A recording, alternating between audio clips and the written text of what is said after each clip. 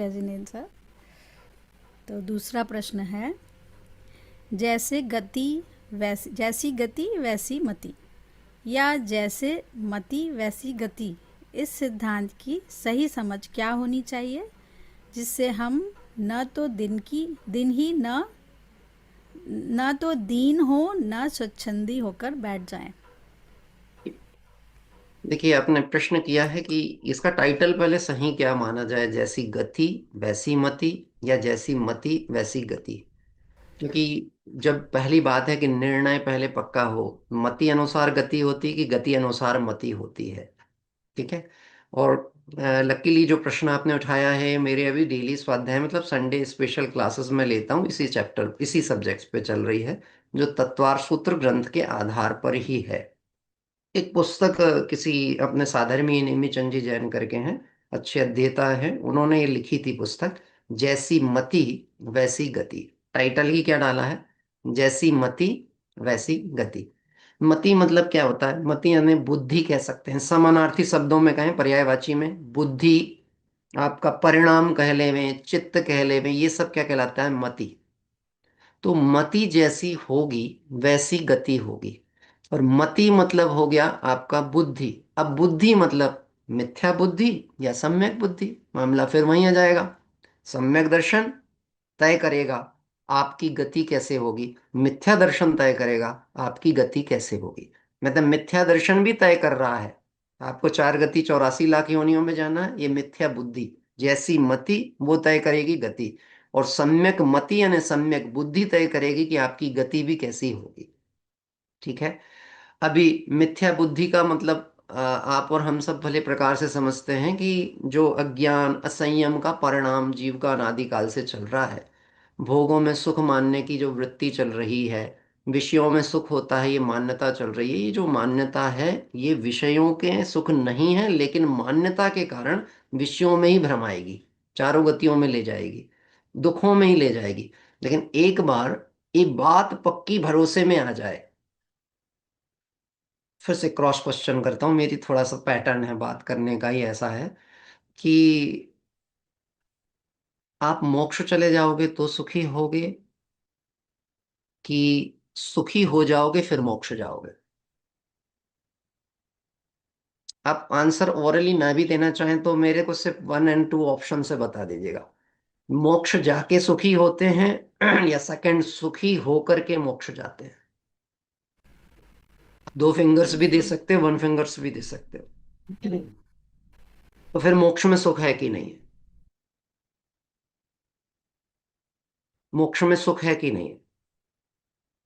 मोक्ष में सुख है 1 नंबर, मोक्ष में सुख नहीं है 2 नंबर।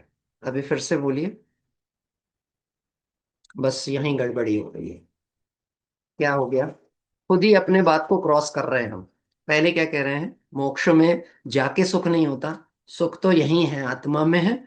फिर उसके बाद हम कह रहे हैं मोक्ष में सुख है कि नहीं है, तो हम कंफ्यूज हो रहे हैं कैसे बोल दें भाई, मोक्ष 4 गतियां दुख रूप हैं, मोक्ष परम सुख रूप। ये हमने पाठशाला में पढ़ा है, बच्चों को भी यही पढ़ाया जाता है, क्योंकि वो अल्प बुद्धि हैं, उन्हें अभी हमें एक से हटाना एक में जोड़ना है।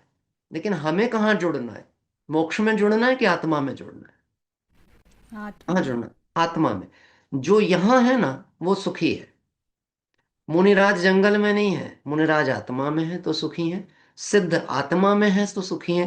अरिहंत समोषण में है बाहर उनके समोषण विभूतियां, इसलिए सुखी नहीं है, आत्मा में है तो सुखी है। मैं कहाँ सुखी होऊंगा, मैं समोषण में जाके, वन में जाके, मोक्ष में जाके कि आत्मा में जाके।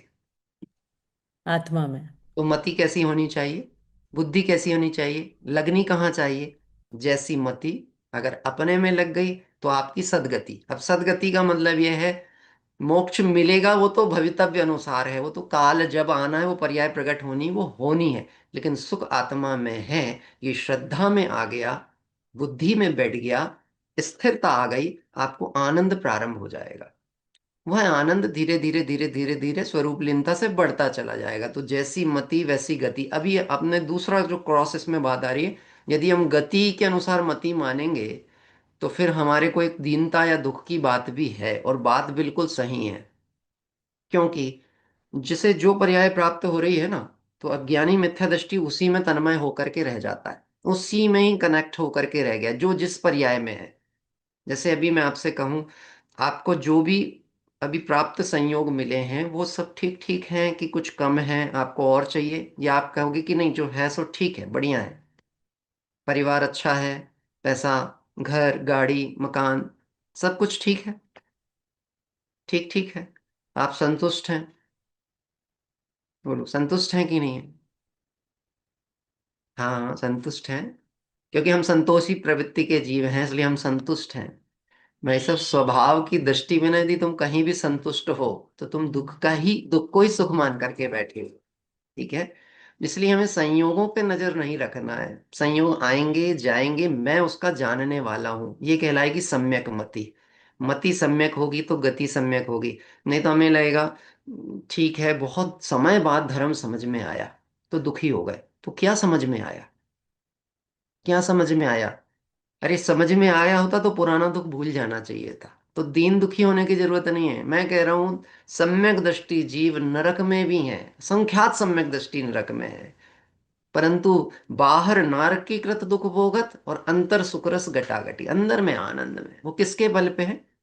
अपने आत्म स्वरूप के श्रद्धान के बल पे। बाहर में सब चल रही है, विपदाएं चल रही हैं, उपसर्ग चल रहे हैं, प्रतिकूल वातावरण है, लेकिन वो आनंद में है।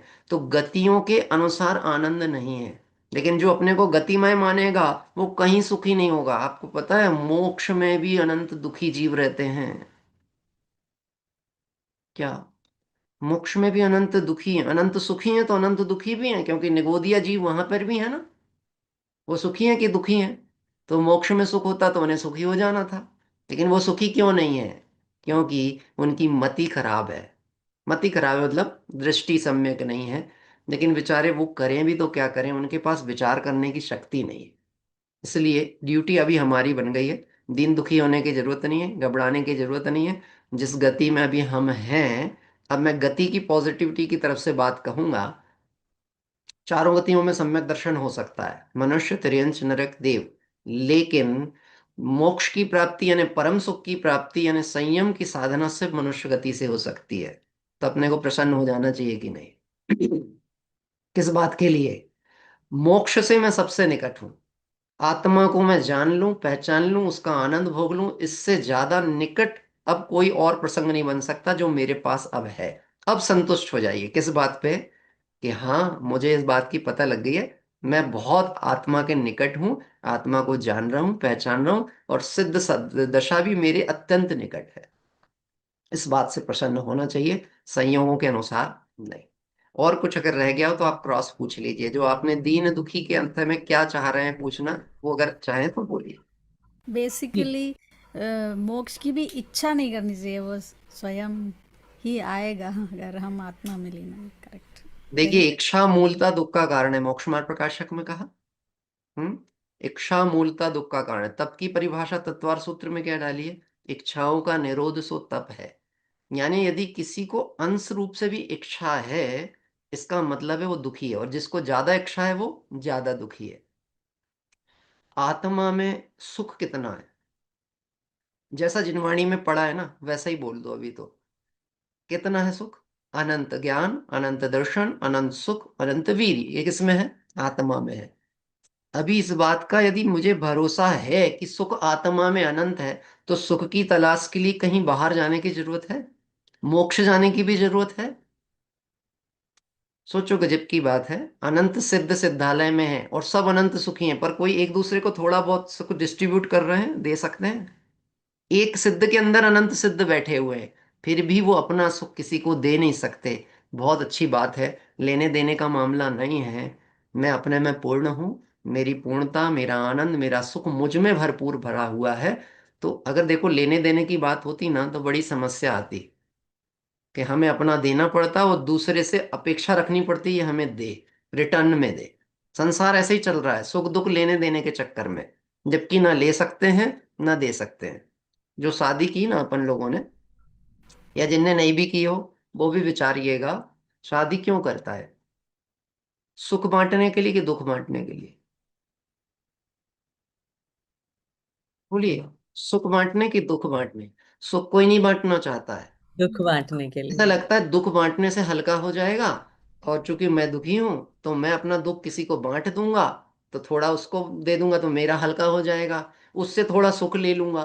लेकिन हम कितने बड़े मूर्ख हैं, हम अपना दुख तो दूसरे को देना चाहते हैं और उसका सुख उससे लेना चाहते हैं। वो इतना मूर्ख नहीं है, वो भी ऐसा ही सोच के बैठा था, मैं अपना दुख इसको दे दूं, इसका सुख इसको ले लूं। हम इसी भ्रम में रहे कि दुख बांटने से दुख दूर होगा।